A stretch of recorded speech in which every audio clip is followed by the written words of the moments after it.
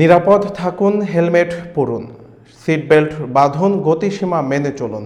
এই স্লোগানকে সামনে রেখে 10 এপ্রিল পিরোজপুরের বেকুটিয়া সেতু টোল প্লাজা থেকে সড়ক ও জনপথ বিভাগের উদ্যোগে সচেতনতামূলক লিফলেট বিতরণ কার্যক্রমের উদ্বোধন করা হয়। অনুষ্ঠানের উদ্বোধন করেন সওজ পিরোজপুরের নির্বাহী প্রকৌশলী তানভীর আহমেদ।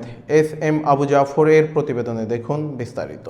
এ সময় উপস্থিত ছিলেন উপবিভাগীয় প্রকৌশলী TM রাজিমুল আলিম রাজু, উপ সহকারী প্রকৌশলী মোহাম্মদ ফখরুল ইসলাম, পিরোজপুর সাংবাদিক ফোরামের সভাপতি SM সোহেল বেল্লাল সহ অন্যান্যরা।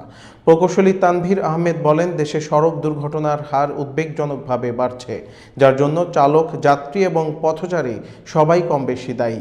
তিনি সবাইকে সড়ক নিরাপত্তা বিষয়ে সচেতন হওয়ার আহ্বান জানান।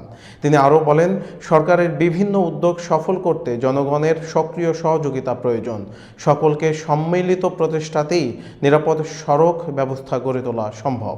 সচেতনতামূলক লিফলেট বিতরণের মাধ্যমে সহজ জনগণের মধ্যে সচেতনতা বাড়াতে কাজ করছে। দুর্ঘটনার পরিমাণ অনেক বৃদ্ধি পেয়েছে। এই ক্ষেত্রে সড়কে যারা যানবাহন চলাচল চালান এবং যারা আমরা পথচারী আছি বা যাত্রী আছি, সবারই আসলে সচেতনতার দরকার আছে। সবাই একসাথে যদি উদ্যোগ গ্রহণ না করি এই দুর্ঘটনাকে কমিয়ে আনার জন্য, তাহলে সরকারের পক্ষ থেকে যতই চেষ্টা করুক, যতই উদ্যোগ নেয় না কেন, সেটা সম্পূর্ণরূপে সফল হবে না। মানানোর চেষ্টা করি, তাহলে সবার জন্য উপকার।